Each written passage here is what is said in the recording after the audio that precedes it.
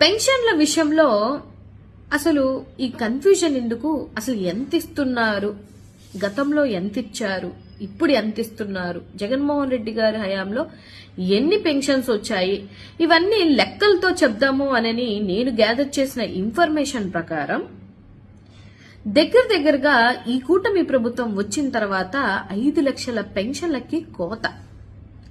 ఎలాగక్క నువ్వు చెప్తావు అనంటే కాస్త సబ్జెక్ట్ పరంగా లెక్కల పరంగా చెప్తాను వినండి. 2019లో మన చంద్రబాబు నాయుడు గారు దిగిపోయేసరికి అప్పుడు ఇస్తున్నటువంటి పెన్షన్లు 39 లక్షలు. ఓకే, మన జగన్ గారి హయాంలో పెన్షన్ల సంఖ్య 66 లక్షలు. అంటే దగ్గరగా 27 లక్షలు పెంచి, అంటే ఆ టయానికి ఎవరైతే కొత్తగా పెన్షన్లు రాసుకున్న వాళ్ళకి ఓవరాల్ గా వాళ్ళ హయాంకి మన హయాంకి 27 లక్షల పెన్షన్లు ఎక్కువగా ఇవ్వడం జరిగింది. ఇప్పుడు మళ్ళీ 19 నెలల కాలంలో అప్పుడు జగన్మోహన్ రెడ్డి గారు దిగిపోయేసరికి 66 లక్షలు ఉన్నాయి కాబట్టి ఇప్పుడు ఈ హయాంలో ఏం జరగాలి? అవి అలాగే ఉంటూ కొత్తగా వచ్చిన పెన్షన్స్ అన్ని ఈ 2 సంవత్సరాల కాలంలో యాడ్ అవ్వాలి.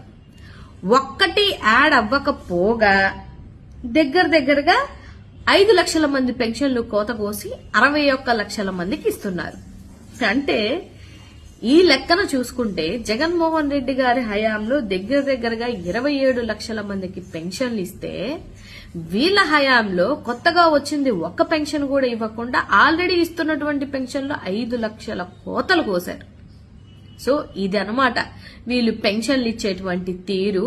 వీళ్ళకి పెన్షన్ల మీద కూడా వాళ్ళకు ఉన్నటువంటి బాధ, కన్సర్న్, ఆ పెన్షన్లు తీసుకున్న వాళ్ళ మీద ఉన్నటువంటి వీళ్ళ కన్సర్న్ ఏంటి అనేది ఇప్పటికైనా రాష్ట్రంలో ఉన్నటువంటి ప్రజలు అండ్ పెన్షన్దారులు ఎవరైతే పోగొట్టుకున్నారో వాళ్ళందరూ కూడా ఈ 5 లక్షల మంది కూడా ఆలోచించాలి. అండ్ కొత్త పెన్షన్లు ఇవ్వకుండా ఆపినందుకు కూడా మీరందరూ గుర్తుపెట్టుకుంటారని నేనైతే మనస్ఫూర్తిగా కోరుకుంటున్నాను.